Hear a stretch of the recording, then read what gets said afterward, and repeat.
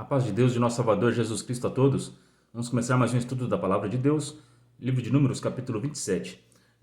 A lei acerca das heranças e a morte de Moisés. Então é um capítulo muito importante, porque fala da morte do grande servo de Deus, Moisés, né? Então ele teve uma história muito linda, uma das mais bonitas da Bíblia é a história de Moisés.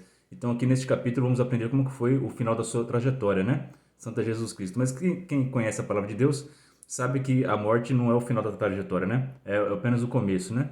Aqueles que morrem servindo ao Senhor vivem para sempre, né? Isso tanto é verdade que na transfiguração Moisés apareceu junto com Elias para o nosso Salvador Jesus Cristo, né? Santo é Deus. Então eles vivem para sempre porque eles serviram ao Senhor, né?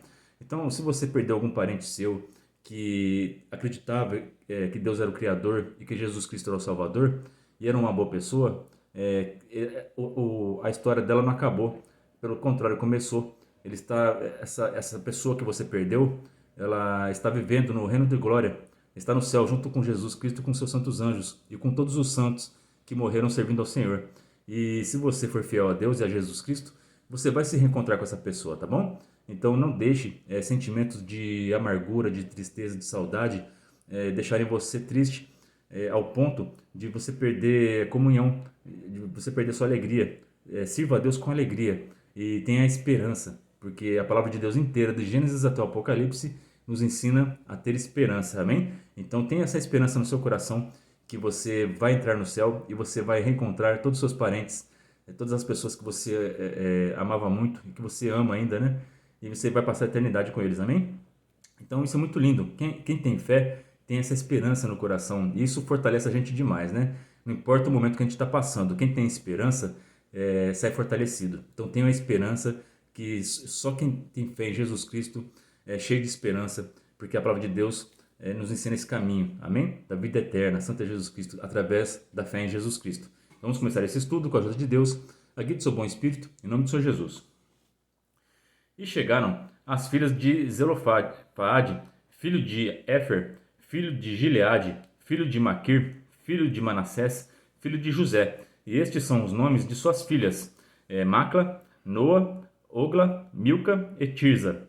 E puseram-se diante de Moisés, e diante de Eleazar, o sacerdote, e diante dos príncipes e de toda a congregação, à porta da tenda da congregação, dizendo: Nosso pai morreu no deserto e não estava entre a congregação dos que congregaram contra o Senhor na congregação de Corá, mas morreu no seu próprio pecado e não teve filhos.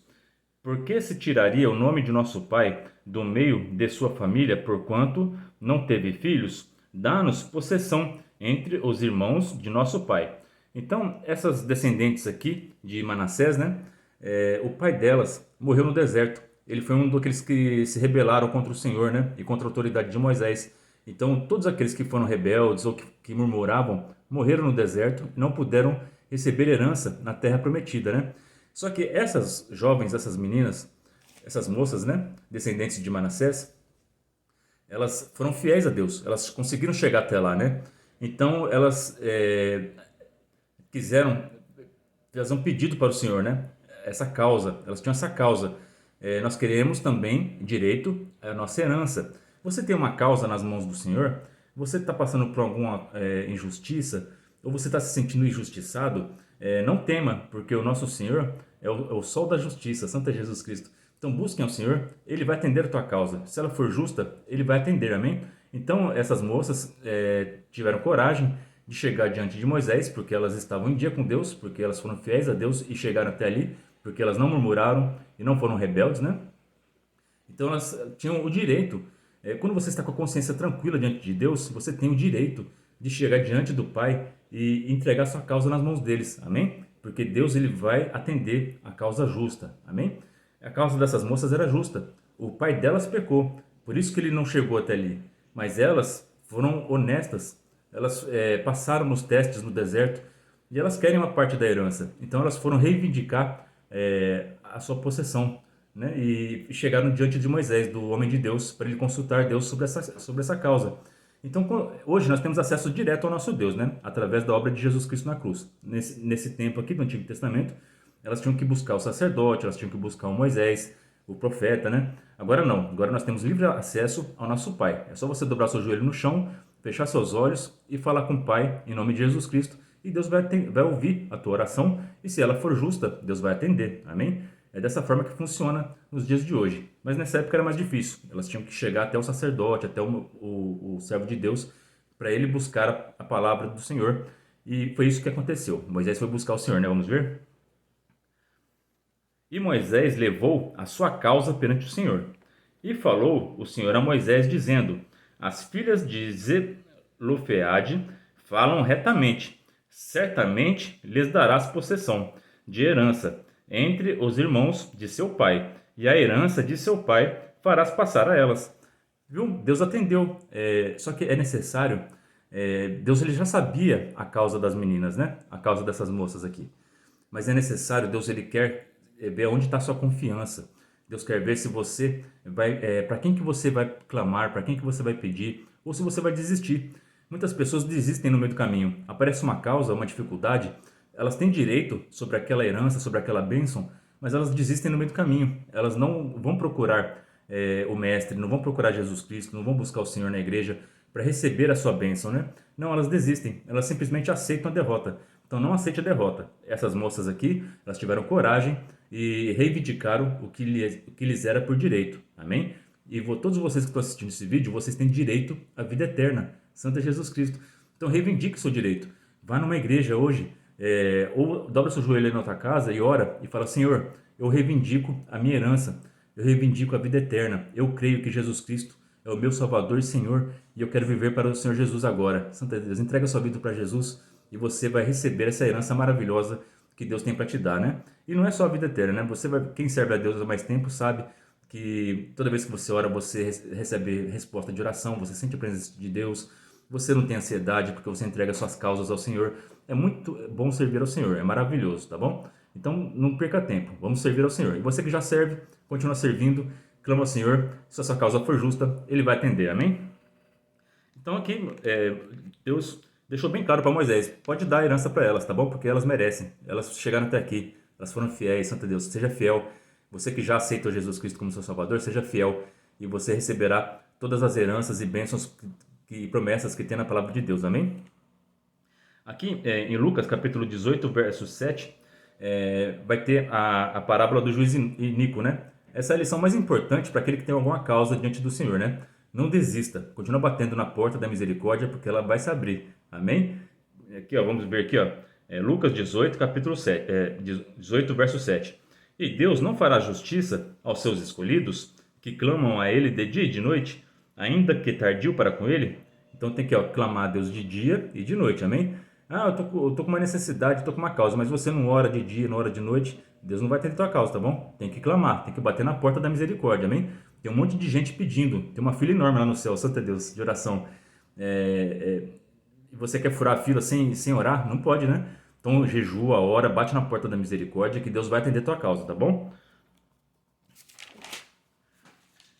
Aí Jesus continua dizendo: Digo-vos que depressa lhes fará justiça. Então, se você clamar de dia e de noite, depressa ele vai fazer justiça. Amém? Não vai ser tardio, né? É tardio aquele que, como a parábola aqui é do juiz iníquo, né?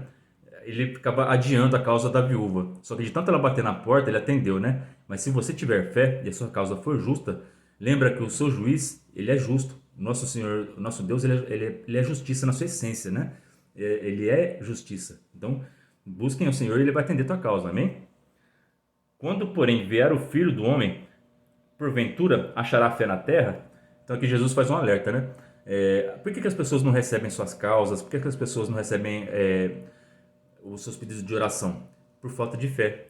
Porque elas desistem. No meio do caminho, no meio do processo, elas desistem. Não pode desistir. Continua pedindo, continua clamando. Nossa, mas já faz muitos anos, né? Eu estava escutando a palavra aqui, até coloquei na minha playlist de melhores pregações. O irmão estava atendendo o culto, ele falou sobre aquela parte da mulher que tinha um fluxo de sangue, né? Há 12 anos que ela tinha aquele fluxo de sangue, 12 anos esperando, mas ela teve o momento de encontrar com o Senhor Jesus. Ela teve fé e tocou nas orlas dos seus vestidos e foi sarada. Então não desista, vai chegar o tempo de você ter o seu encontro com Jesus Cristo, mas é necessário você continuar buscando. Então continue indo na igreja, continue orando, Não desista dos seus sonhos, não desista da sua causa. Se ela for justa, Deus atenderá. Amém? E falarás aos filhos de Israel, dizendo: quando alguém morrer e não tiver filho, então fareis passar a sua herança à sua filha. E se não tiver filha, então a sua herança dareis a seus irmãos. Porém, se não tiver irmãos, então dareis a sua herança aos irmãos de seu pai. Se também seu pai não tiver irmãos, então a sua herança dareis a seu parente, aquele que lhe for o mais chegado da sua família, para que a possua. Isto aos filhos de Israel será por estatuto de direito, como o Senhor ordenou a Moisés. Olha como foi importante o pedido dessas moças, né? Através do pedido delas, Deus instituiu uma lei sobre herança. Então, a partir do momento que elas levantaram essa causa diante do Senhor, elas não beneficiaram somente elas, mas todas as pessoas que perderam parentes no deserto, mas que foram fiéis e chegaram até ali, eles também foram beneficiados pela fé dessas moças, né? Santa Jesus Cristo. Então, esteja sempre próximo de pessoas que têm fé, porque elas serão abençoadas e você também será abençoado por estar próximo delas, amém? Porque o povo de Deus, quando ele brilha e resplandece aqui na terra, beneficia todos que estão ao seu redor. Deus anuncia a morte de Moisés. Depois disse o Senhor a Moisés: sobe este monte, Abarim, e vê a terra que tenho dado aos filhos de Israel. E havendo-a visto, então serás recolhido ao teu povo, assim como foi recolhido teu irmão Arão. Porquanto rebeldes fostes no deserto de Zim, na contenda da congregação, ao meu mandado de me santificardes nas águas diante dos seus olhos. Estas são as águas de Meribá, de Cádiz, no deserto de Zim. Né? Então Moisés e Arão eles não puderam entrar na terra prometida por causa que eles não engrandeceram o nome do Senhor quando tiraram a água da rocha, né? Conforme Deus pediu para Moisés. Né? Então por esse pecado, todo pecado tem punição. Né? Nosso Deus é um Deus zeloso pela sua palavra. Né? Então como eles não obedeceram, eles não puderam entrar na terra prometida. Mas Deus permitiu ele olhar, ver toda a terra prometida de cima do monte, né?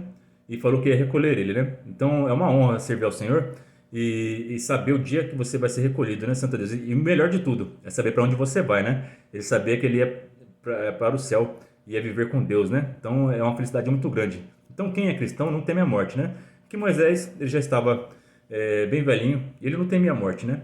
Ele estava até ansioso, é só um fardo que ia ser tirado das costas dele, né? Porque liderar aquele povo rebelde lá era complicado, né, Santo Jesus Cristo?